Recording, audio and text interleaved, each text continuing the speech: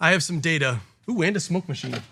When you're looking to add some calorie burn to maybe balance out your calorie deficit, walking can be a very easy addition to the process. It's not as fast at burning calories as running is, but it's not nearly as harsh on your joints either. And it won't make you as incredibly hungry as for some reason running does. Probably because of all the trauma caused by running when you're undertrained and a little overweight. I am on this great quest to lose a bunch of weight. I'm 187 pounds now, which is 13 pounds down from where I started just a couple of months ago. I'm lifting weights a few times a week, but I'm also taking long walks most nights to sort of dial in my extra calorie deficit. Walking can act like a volume knob if you're tracking your calories daily and maybe one night you just really want a dessert. If I need to use up 350 more calories than I eat every day, I take a 45-minute walk at night and that about does it. I've been looking at ways to burn through either the same number of calories in less time or just more calories in the same amount of time, while still not coming out of that effort a sweaty mess. And I came across this group of people who take their walks with a weighted backpack. Rucking, walking with extra weight.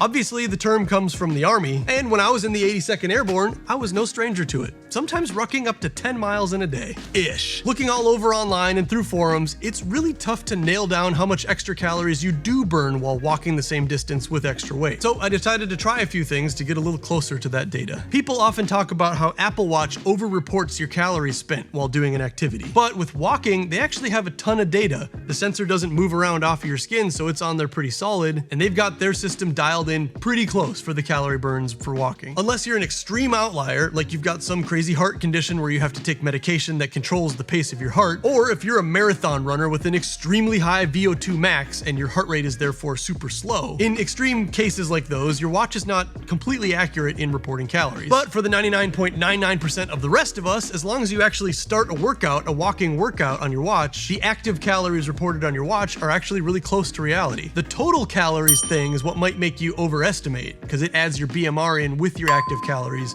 giving you a number that looks bigger than you actually burn just doing the walk. And your calorie counting app on your phone, if you're doing that, might also include your BMR, so you're using it twice for that hour period or however long you're going, if that makes sense. So if you're gonna walk with a weighted backpack, one really important thing to do is to update the personal information on your watch, or for Apple, on your fitness app on your phone. And then you need to set it back again, so when you're not carrying extra weight, it doesn't look like you're extra heavy. The watch is using a bunch of algorithms and a huge data set to calculate your approximate calorie burn. That's based on your height, your weight, that's important, your age, and then it uses your heart rate, its internal GPS for your pace, and then even like the swinging action of your arm. All those things together to come up with the number. With Rucking, and I can't find actual confirmation from Apple for this anywhere, but this is what seems to work, and this method does make the calorie burn match the GoRuck online calculator for rucking distance and calorie burn. If you're gonna take a walk with a weighted backpack, first go into your fitness app on your iPhone, click on the little icon on the upper right, choose Health Details, then add the weight of the ruck to your body weight, so it knows that you're moving the weight of your body plus the weight of this backpack,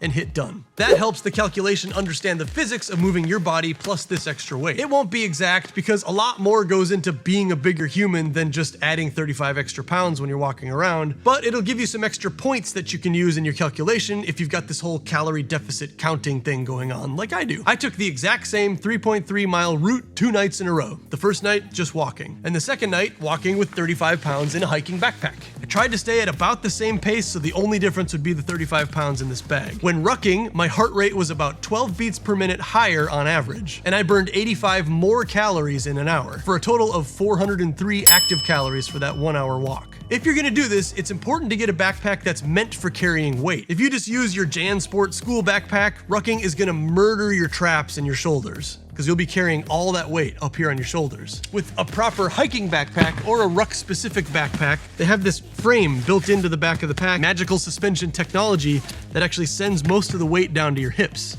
I'll put this thing on. So once you get in there all properly, and you get everything all cinched up, you can see that the weight is actually pretty loose. Like the weight's not holding on my shoulders. The weight mostly is on my hips, which really helps. So there's almost no extra weight on your back. It's all on your legs.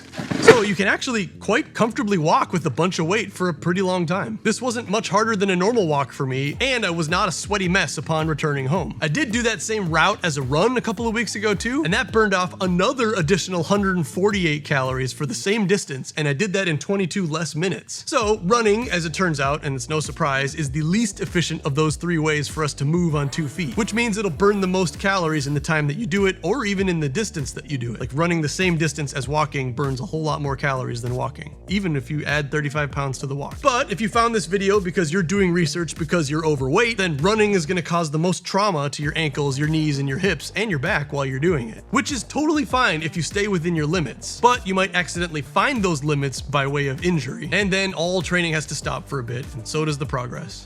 And for a lot of people, running just sucks. Walking is great. I burn 318 calories an hour with just a regular pace. Rucking is walking with the volume turned up. I burn something like 403 calories for 1 hour of rucking. And running is staring at the white static on one of those old CRT monitors with the volume turned all the way up and the TV set between 2 different channels. I'll burn 715 calories an hour while running. But who's running for a whole hour? You're a madman.